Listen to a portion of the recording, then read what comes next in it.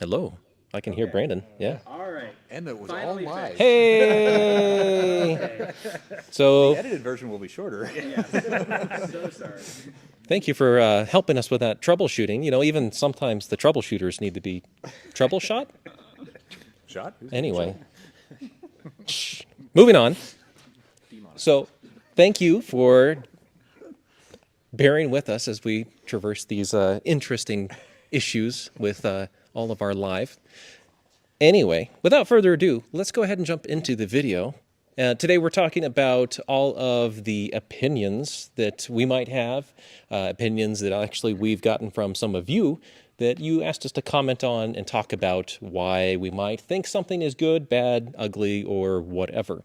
So this video, we're talking about hot takes, where sometimes somebody might have a good idea, somebody might think that this is the best way to do it, and maybe that's the best way, and maybe it's not. So this video, fortunately, I'm joined by 4 of my cohorts here at FM. Starting here on my left, we have Ethan, one of our customer support reps. We have Ryan, one of our engineers. Brandon, another one of our engineers. And Nick, one of our customer support reps. So representing today, we've got a little bit of the troubleshooting side and a little bit of the making the trouble. Side? Yeah, basically. So we'll see how it turns out. But hopefully we have a good coverage of perspectives here. So this video, it is in vertical format right now. If you're watching live, tomorrow or the next day, we'll have it in beautiful 4K widescreen if you'd like to watch it later on your big screen TV. Also, we will be trying to answer some questions and comments throughout. If it is topical, we'll try to grab them as we go.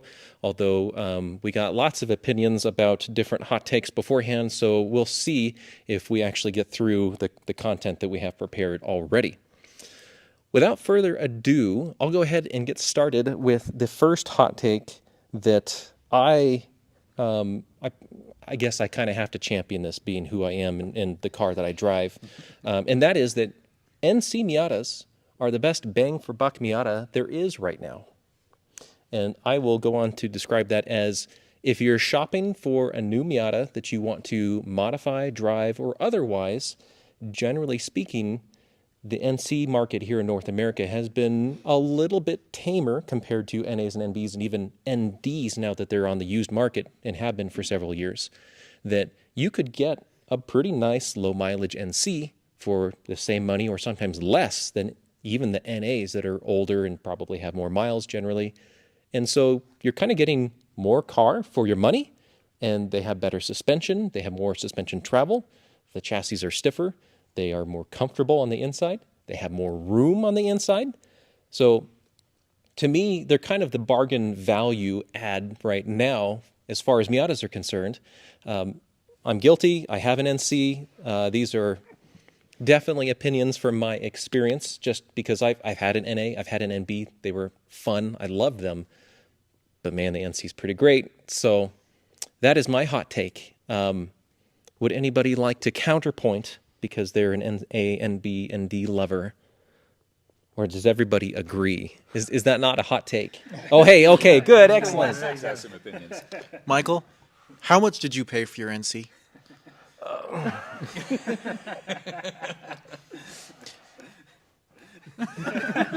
So my particular NC might not be the best example, but that's because I wanted the nicest version that I could get. I specifically shopped for a white NC Club that had lowish miles at the time. I've put actually quite a few on them since then. It's got 108 or something like that on now. I think I bought it at like 72 something.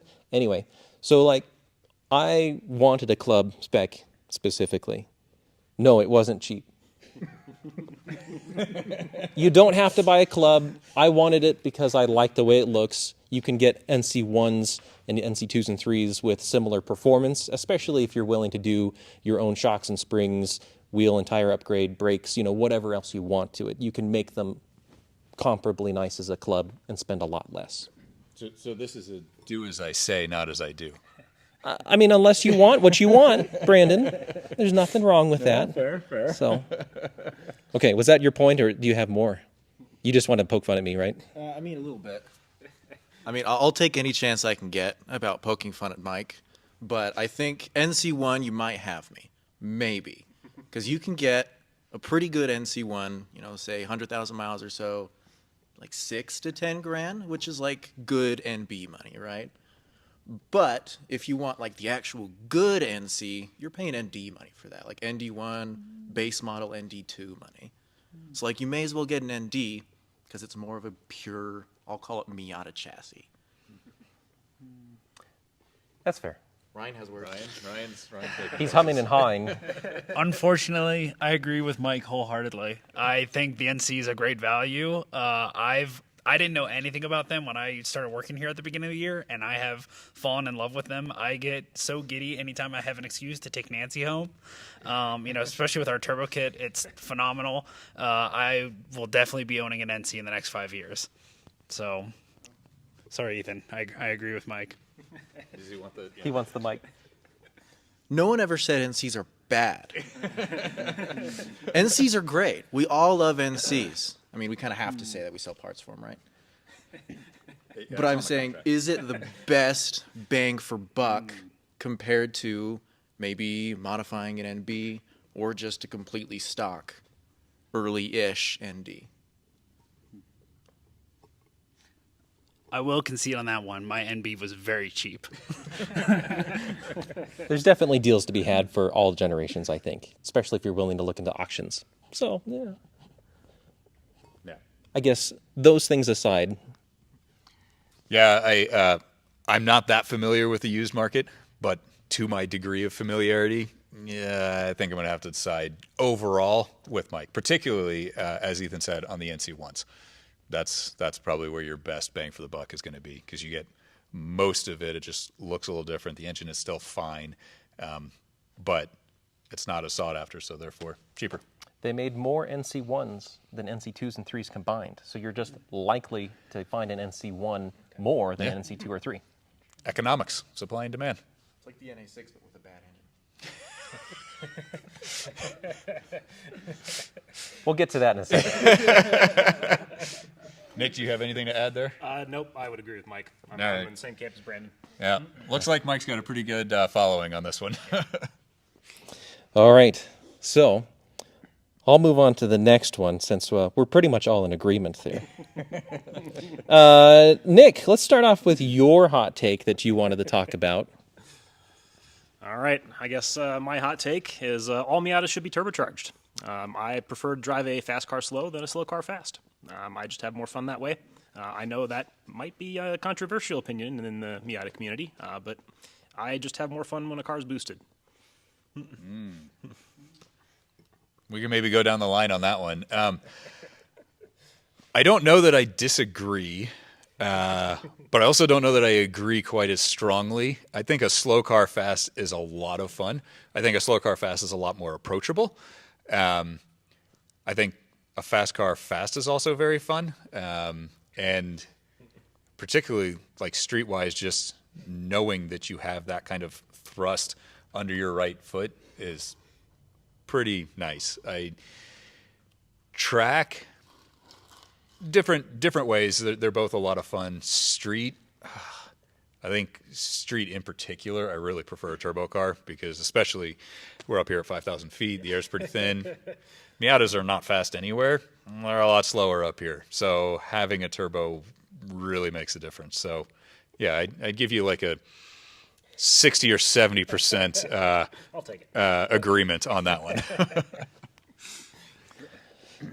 I can see both sides of this argument, and honestly, I was definitely in the same camp of thought with turbos are better, or some kind of forced induction is better than a naturally aspirated Miata.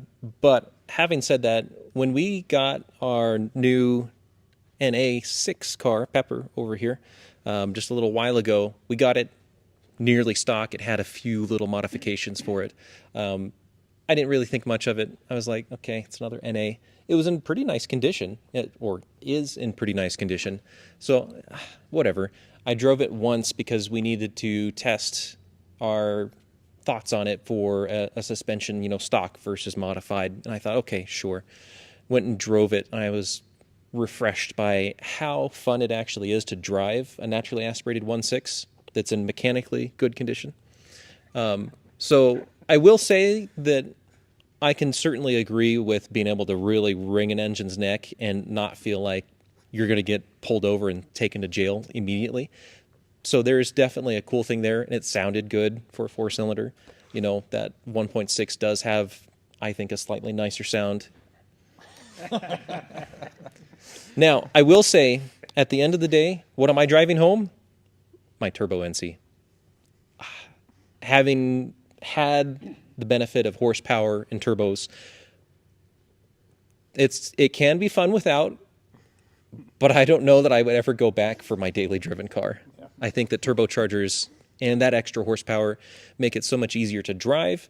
Honestly, for somebody who is kind of lazy driving on the street, having a turbocharger makes your life easy because you don't really have to try hard to pass. Or, you know, if you're like, this idiot behind me is tailgating me hard, okay, put your foot down, disappear.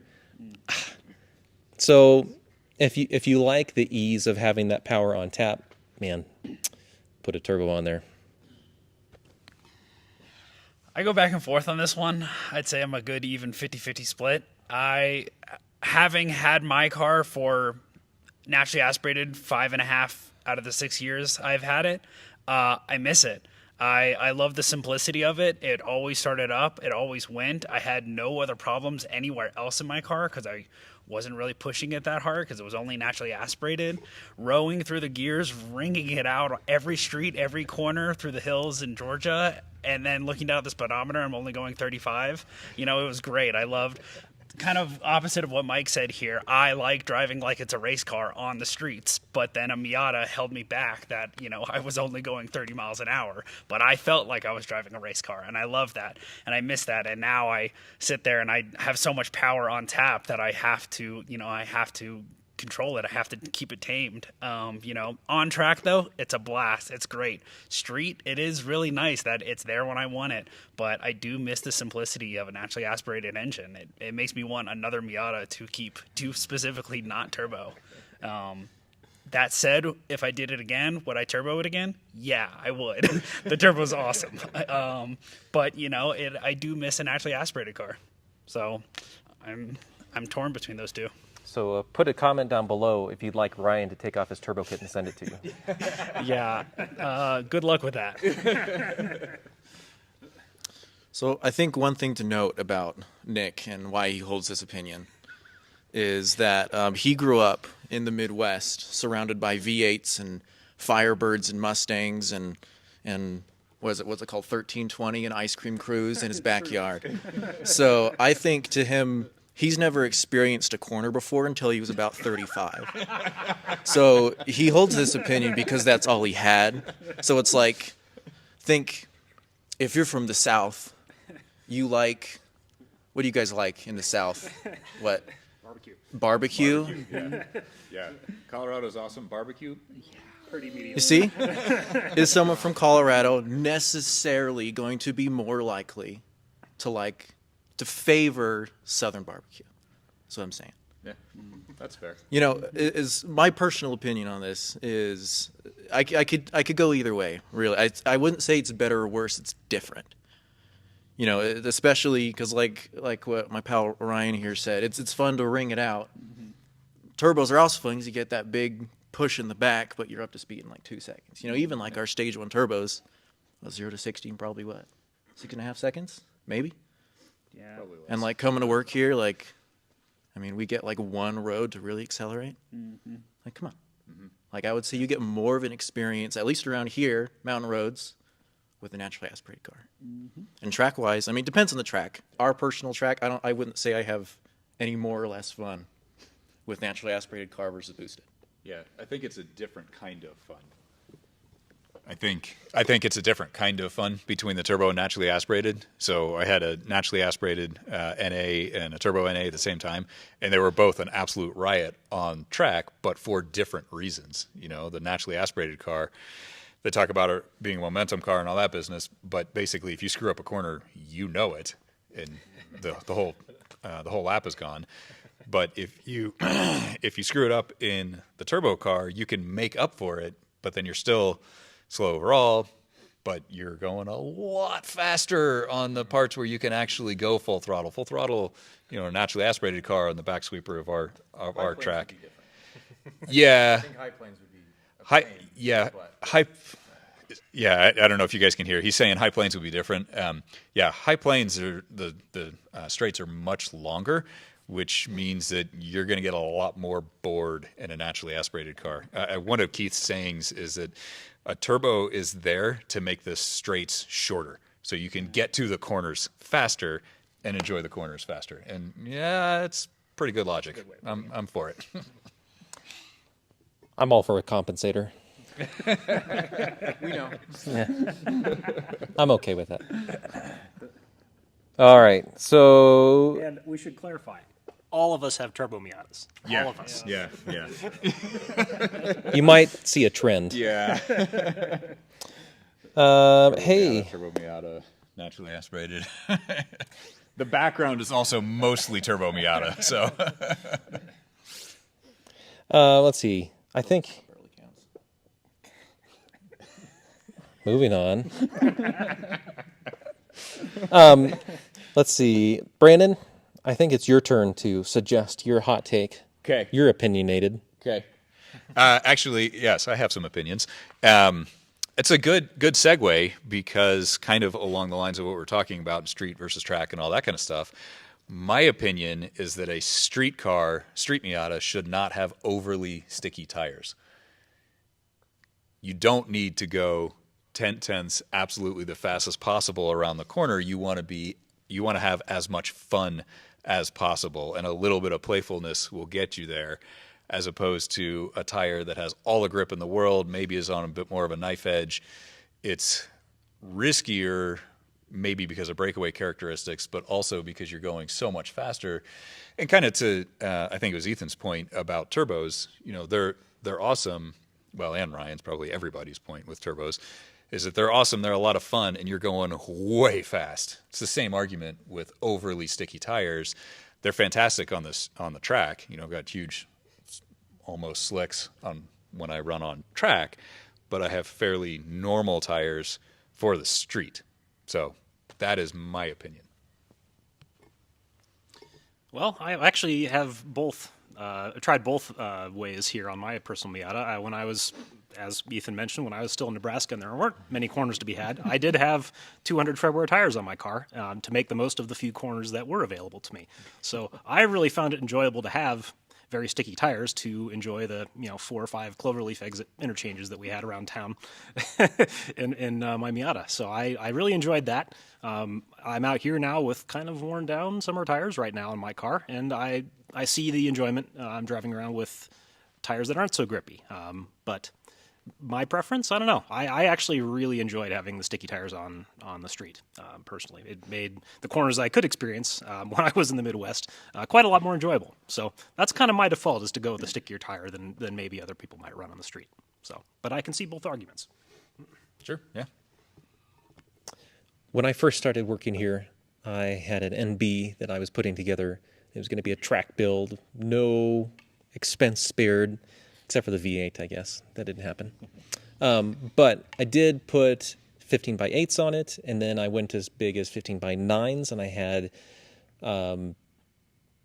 let's see, I'm trying to remember what tires it was. I think they were BF Goodrich somethings. Anyway, I think they were 200 treadwear tires. They were fine. Went with a couple other 200 treadwear tires after that for both the 8s and the 10s, and they worked great on the track. They're very reliable, very sticky. As long as you have the clearance for it, they can be amazing.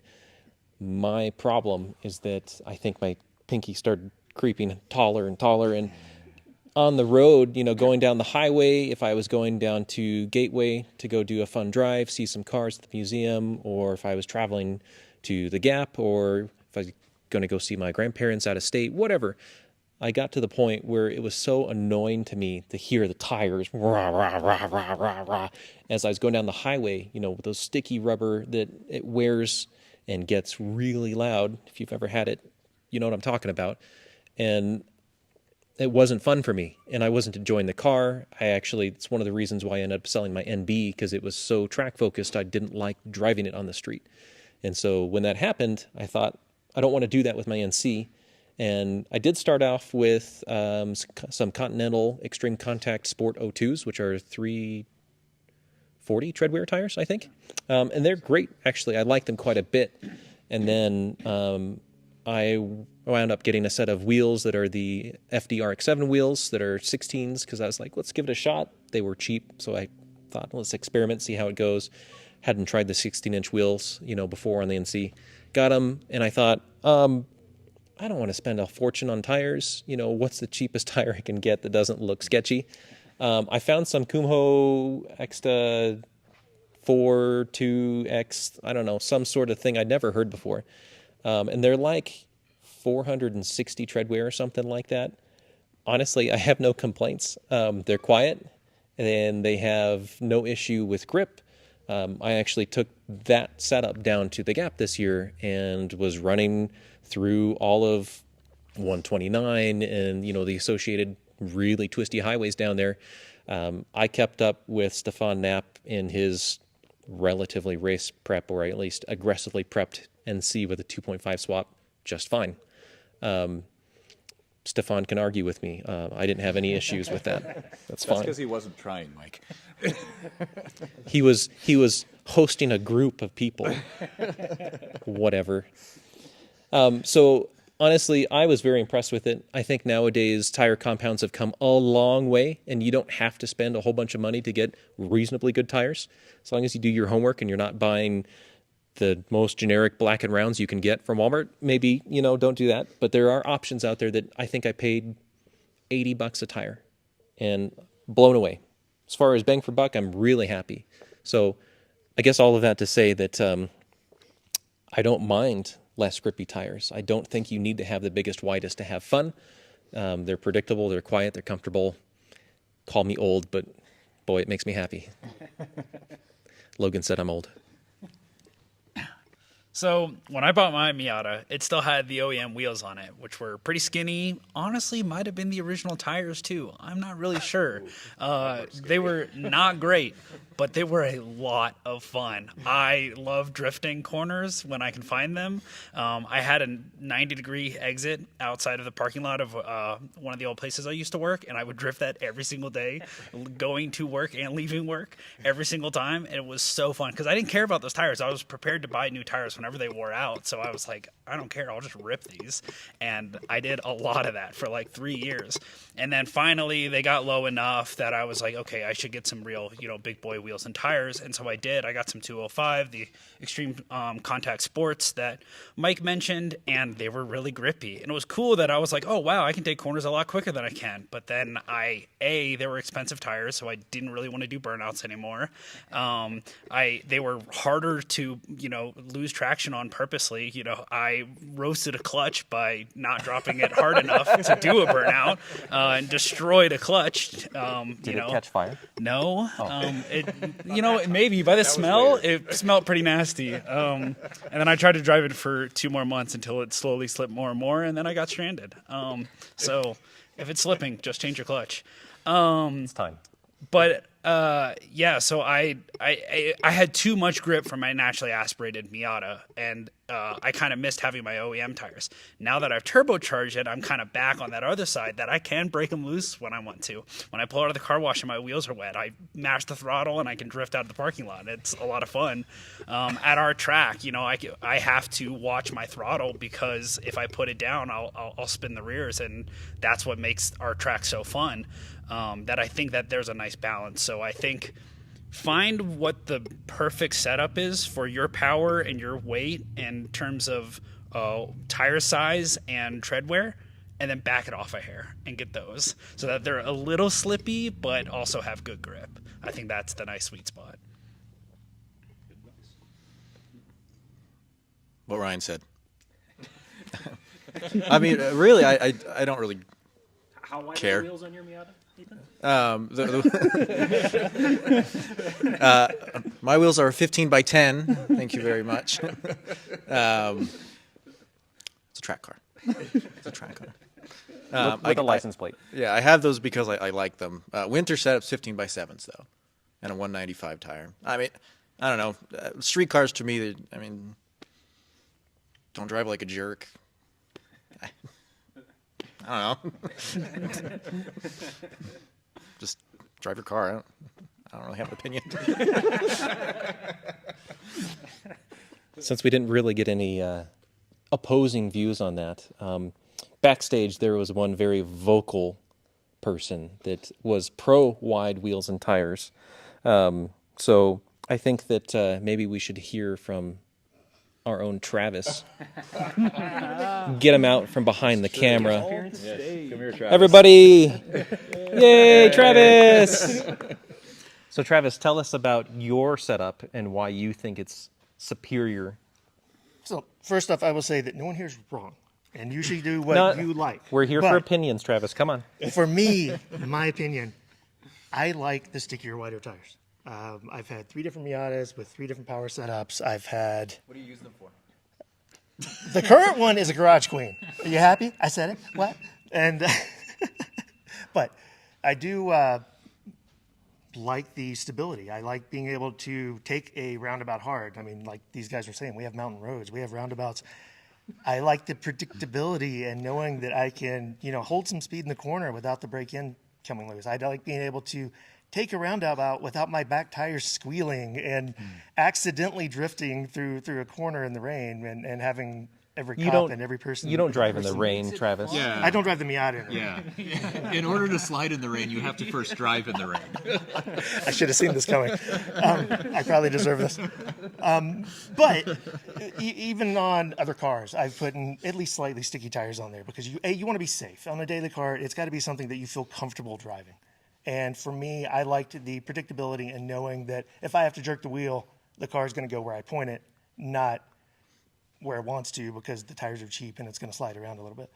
I completely get the philosophy behind the fun, playful Miata, but, I like the fact that my car is currently set up with 17x9s. I've got 245 R888Rs on it, and it is perfectly stable in a straight line. If I want to turn left, all I got to do is flick the wheel, and it is super responsive. I don't break the rack end loose because I like traction. I want the car to go where I want it to go. And like Mike said, there may be some tire noise that is mildly annoying at times, but that's what the stereo button is for. And you just turn it up, the music up louder until you don't hear it anymore. But my opinion, do what's safe, don't do anything stupid, and do what you like. Have fun with it. That's the whole point of these cars, is to have fun, right? Thanks, Mom.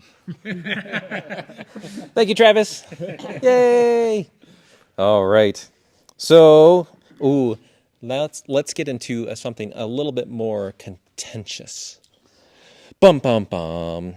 So, Ryan has an opinion that might be the hottest take of them all so far. Ryan, would you like to share, and don't make too many enemies, what your opinion is? NAs are only good for their pop-ups. Oh. The NB is just a better car in every other way. Stiffer chassis, better engines, better interior, has cup holders. I mean, I think they're a little roomier too. I could be wrong on that, but okay, well, not that point. But every other way, You're reaching, buddy. the NB is just a better chassis, a better car. It's everything wrong with the NA. They fixed it. So hate mail can be addressed to... if they didn't have pop-ups, that's the only reason you like them, which, again, I want to own an NA one day. But NB's just a better chassis in every way. Hand it off to the NA owner.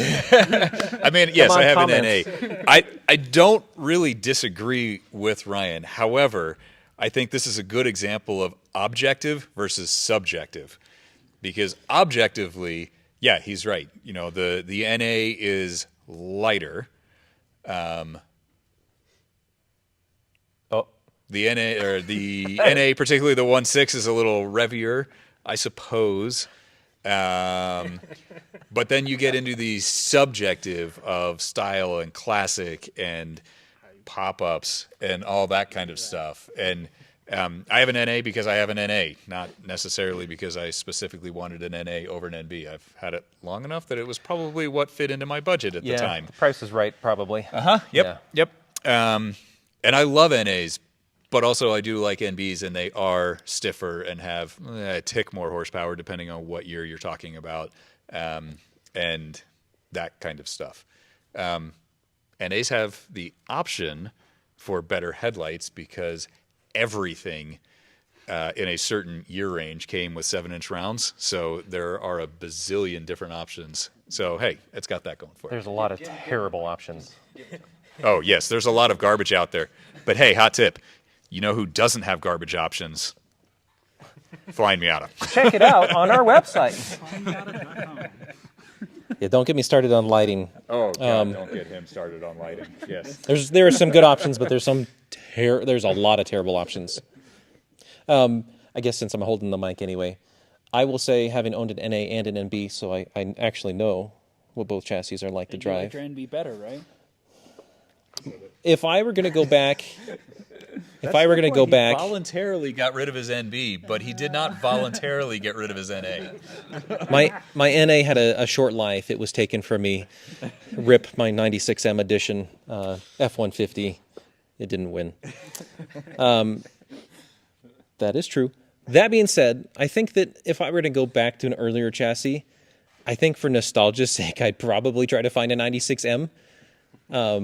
Just because I liked that car. It was sentimental to me. I might still own it today if it wasn't in a wreck that, it was hammered. There was no saving it. But was it better? Okay. So, yeah, you can make the argument about the chassis being stiffer and all of that kind of stuff. I think for me, the NA-NB argument is often that the chassis are so similar, you can swap parts between them. I'm not really worried about the upgrades and stuff because, if you don't like your engine, just put a different one in, and there's lots of options to choose from. I think that for me, it's more about the aesthetics. The NAs are classic for a reason. They look good.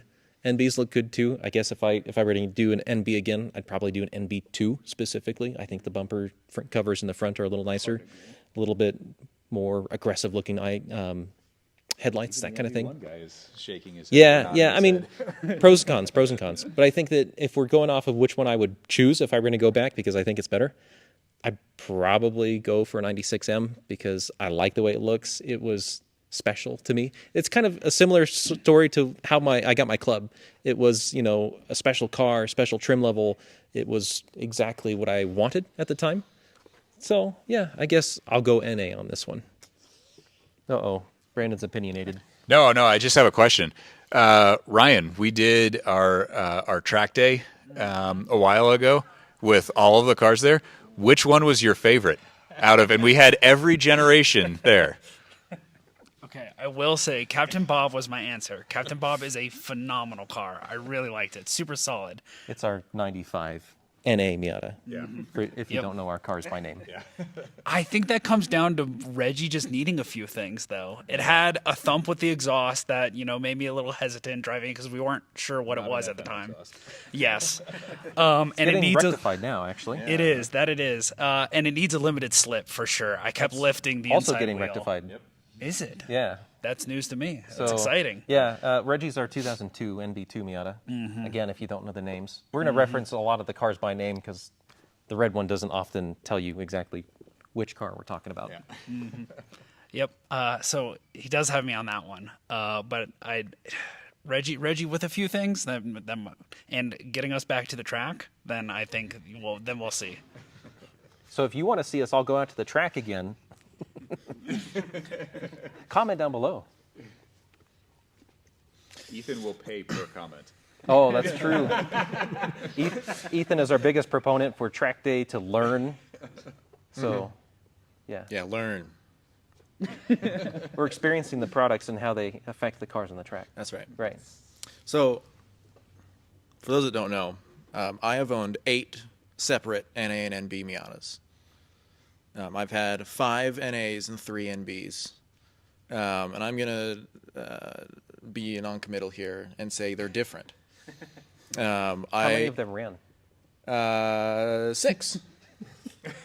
Which is I feel like it's a decent number. Actually, I was expecting less. Yeah, I have had a few. I've had a few parts cars. Yeah, but like interior wise, NA6 especially, totally best. My personal opinion, NA6 interior absolutely the best out of any NA or NB, and I think NA6 is especially like a completely stock one. I would say, yeah, pretty much any stock NA6 that's in reasonably good condition, which many of mine weren't. Are fun to ring out. They're fun to play around with on the street. I mean, sure. Yeah, you know what? NA6 is my favorite. That's the best one. What do you currently own? I was about to be reactionary. I have an NB2. I have owned 4 NA6s. But notice that they're all sold. Exactly. One was a better track car. That's what I want to do. There you go. Yep. I will say one other point though that I did think NAs are NBs don't look good with BBS wheels, and that is a point for the NA. So There is definitely something to be said about the classic look.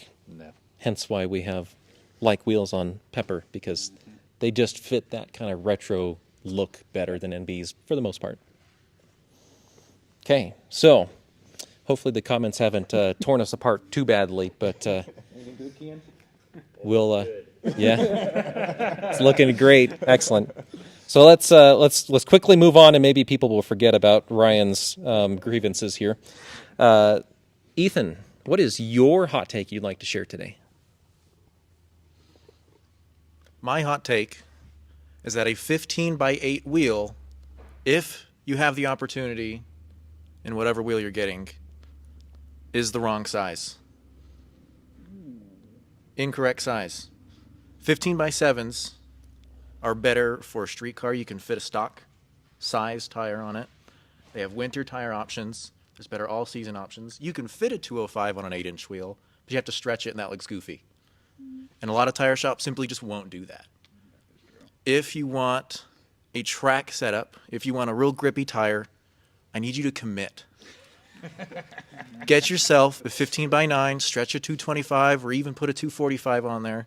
Roll your fenders, it's fine. These are Miatas, not Ferraris. You'll be fine. It's not going to hurt the value. I promise it's fine. I need you to commit. Discuss. I have 15x8s, so that Bum, bum, bum. felt very targeted. Who has 15x8s in this group? No? No, just the two Oh, of us. wow. All right. Yeah. Well, Keenan as well. There you go. I have 8s, Yeah, but I but have 225s on mine. To be so. fair, Kean has like wheels, and I said if you have the opportunity All to right. get it in a different size. That's fair. If you just like the aesthetics of it, and that's the only choice, then that's the only choice. I found the 15x8 is a pretty good sweet spot, you know, with enough grip, and they are pretty available, very common. I think the fitment looks very good naturally on a 15x8, and good grip, but then I can still slip it a little bit when I want to with the turbo, like we already talked about. What's the offset on our wheels between a 15x7 and 15x8? I don't know, what are they, CSR? They're a plus 23 for a 15x7 and a plus 36 for a 15x8. To the outside of the car, they look identical. Brandon will back me up on this. Yeah, he's right. Yeah. So if you're looking for aesthetics, it's just not a valid point. You're just wrong. And like you're not reasonably going to, if you say you want one for a 15x7, you didn't say, the whole point is you don't want to roll your fenders, right? A 205 50-15 on a 15x7 with a 200 treadwear good grippy tire on the street, you are not going to outdrive that unless you're being a jerk.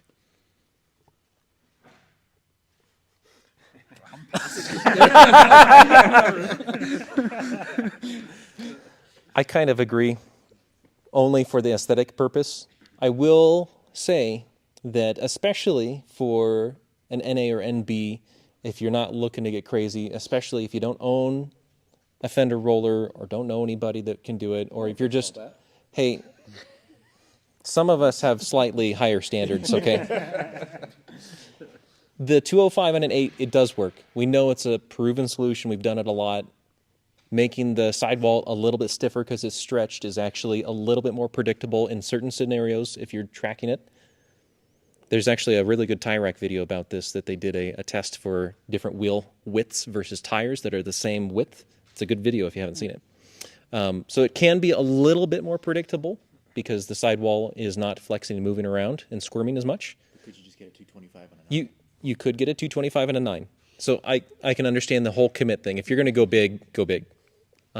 Having run and be with 10s and 245s at least once, I get it. But 205s are going to be the most popular tire size and a 15-inch wheel for these cars. That's a 23-inch diameter tire. So you have more options. If you are particular about your brand that you use, maybe you like Michelin's, you're probably going to get a 205. And maybe you want to run like wheels or something else that only comes in 8s. So there's definitely a reason why you might not go with a 7 and a 205. That being said, for comfort's sake, I do like 7s on NAs and NBs for street cars. So personally, yeah, Ryan, sorry, man. I'd go with the 7s, has the same outside, face for its offset. You go with a 205, you get a little bit more squish out of the sidewall because of it. It still looks good. I don't really see the downside there, so I guess I'm kind of with Ethan on that. I don't really disagree, but I have some more things to say on the matter.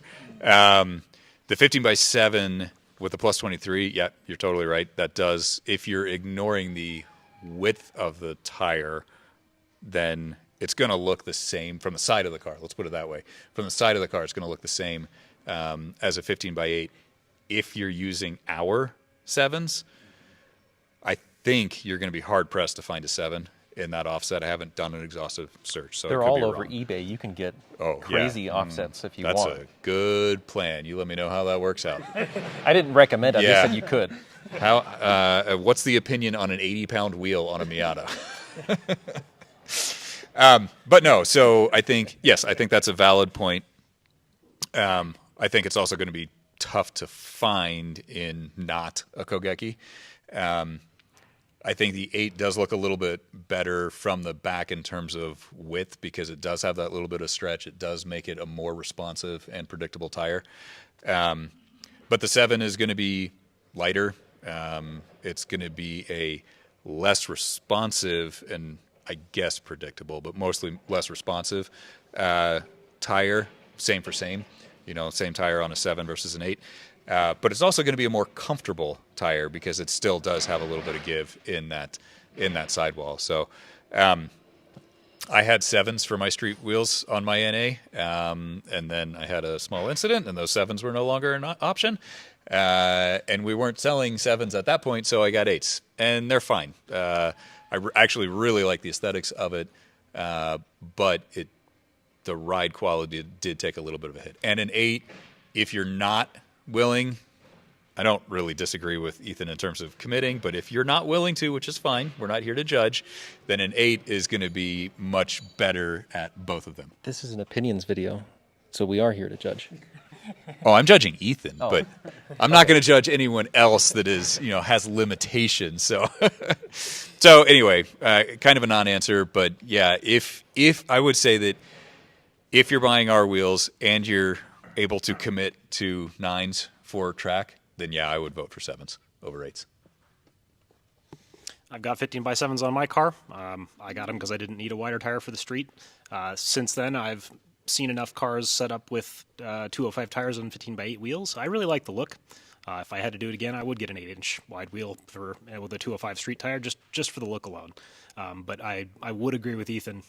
If you're going to go for a track setup, just go straight to the 9s. Get a wide, fat tire, have fun on the track, and then have a 15x7 for the street. Yep, no argument. If I had to do it again, I'd probably do 7s, but I definitely prefer the aesthetics of the 8s. Even like just a little bit of stretch to the sidewall, I do like that aesthetic. Fair enough. I've also had plenty of sets of 15x8s, so. All right. Well, we were all very highly opinionated, and we've actually chatted quite a bit longer than I anticipated, so we'll probably end it there. I would like to ask, what do you guys think? Did we cover the topics you wanted? Are there more topics? I'm sure there are. Yeah, Logan's saying we should do a part 2. What do you think? Should we have a second video where we cover more hot takes about what things we think are appropriate, not appropriate, cool, uncool, whatever? If you think so, drop us some comments down below and suggest what we should talk about in the next video if you want us to do that. Also, of course, if you have any questions about any of the things we talked about, again, they were opinions stated. There were some that we talked about with fact and some that we talked about because of preference. If you wanted to talk about any of that in particular with one of us, give us a call, send us an email. We can go into any of this stuff at depth with you individually if you'd like to do that. So just let us know. But otherwise, of course, if you like this kind of video, give us a like, subscribe, hit the bell if you want to get a notification for next time we go live. That way we can keep hopefully giving you more entertaining, interesting, and informative content like this. As always, we thank you so much for paying attention and joining us for these kind of videos, and we will see you in the next one.